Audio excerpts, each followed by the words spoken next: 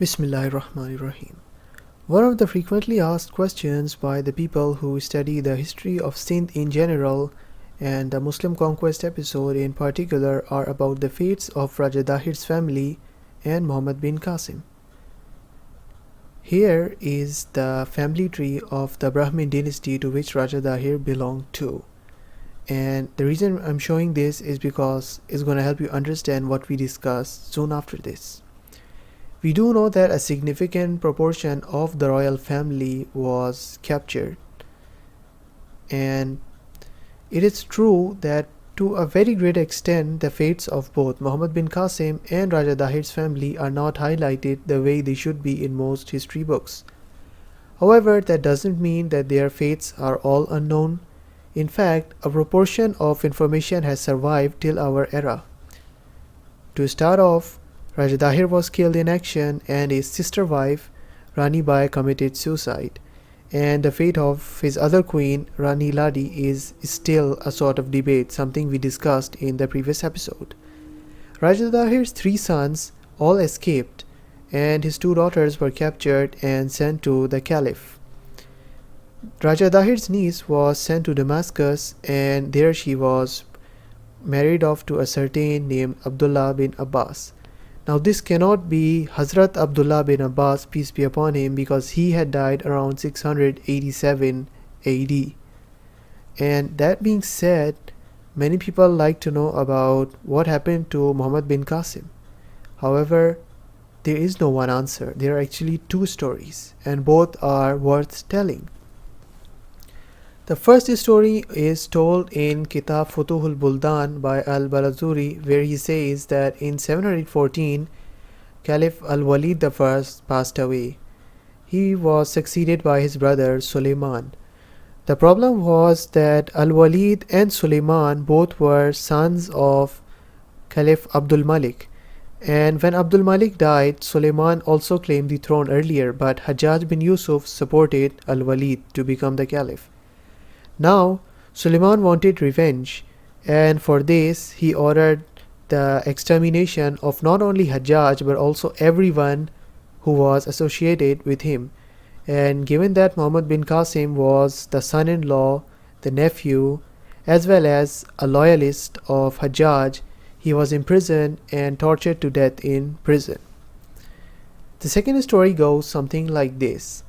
It says that Raja Dahir's two daughters were sent to the Caliph, and he began to love the elder one and sent the younger one to be taken care of.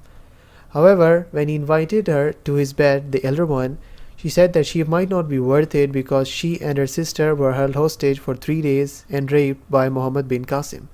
The Caliph was very angry because Muhammad bin Qasim was not supposed to do this, and he sent Muhammad bin Qasim the order that he should appear before him sealed in the hide of a bullock, or as some sources say, a cow. So Muhammad bin Qasim received this letter when he was in Sindh, and there he sewed himself inside the hide of the animal and set off but died from suffocation. And when his body was brought to the Caliph, the sisters said, in reality, Muhammad bin Qasim did not harm us, O Caliph. We were lying to you, but we were only lying so that we could avenge what he did to our father's kingdom. And upon hearing this, the Caliph had the two sisters killed.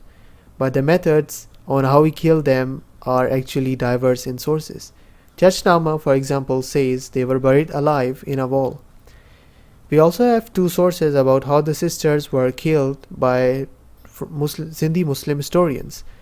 Sindhi Muslim historian Mir Ali Sher Tatavi writes that the two sisters were tied to the legs of an elephant, paraded in the streets that way, and then burned to death. Whereas Masoom Shah of Sakkar writes that Muhammad bin Qasim was buried in Damascus while the sisters were tied to the tails of horses and dragged till they died. Then their bodies were cut into pieces and thrown into the Tigris River. So to oversimplify, we don't really know how he died, and because we don't know how Muhammad bin Qasim exactly died, we also don't know where he's exactly buried. There are stories, some even say he was buried in Balochistan, but there is no evidence for this. There is no evidence for where he is buried, to be honest. But most likely his grave did exist. Regarding Raja Dahir's three sons, nothing is certain about the fates of Fofi and Daharsia, who is also known as Wakia in some translations of the Chachnama. But we do know that they weren't killed in action and they managed to escape successfully. And they probably went to India, but then they disappeared from history after that. Some people say that Jai Singh, one of the three sons of Raja Dahir, converted to Islam and ruled some parts of Sindh as an Amir before he was killed by an Umayyad governor. And some even say that he converted to Islam just for showing off to the people and the Caliph, but in reality he was a Hindu and then later he even returned to Hinduism. But these are mostly sayings. There's no proper evidence for this. Chachnama, on the other hand, gives us a much more reliable account, much more reliable than what the people just randomly say. According to Chachnama, Jai Singh fled to Kashmir with a Syrian Muslim general named Hamim. The Rai of Kashmir gave one of his vassal territories, known as Shakala, to Jai Singh, and after his death, it was given to Hamim, who became the next ruler of this area and built a mosque and began inviting Kashmiris to Islam. Apparently, Jai Singh never married, and Chachnama says that he was a chaste Hindu. And after his death, he was succeeded therefore by Hamim the Syrian, his companion. And although Hamim was the first Muslim to settle down in Kashmir, he wasn't the first to visit it. And the first visitors were actually companions of Prophet Muhammad, peace be upon him. That being said, Chachnama says that Jai Singh did not have any descendants because he never even married. And we do not know whether the other two sons of Dahir ever married and had descendants or not.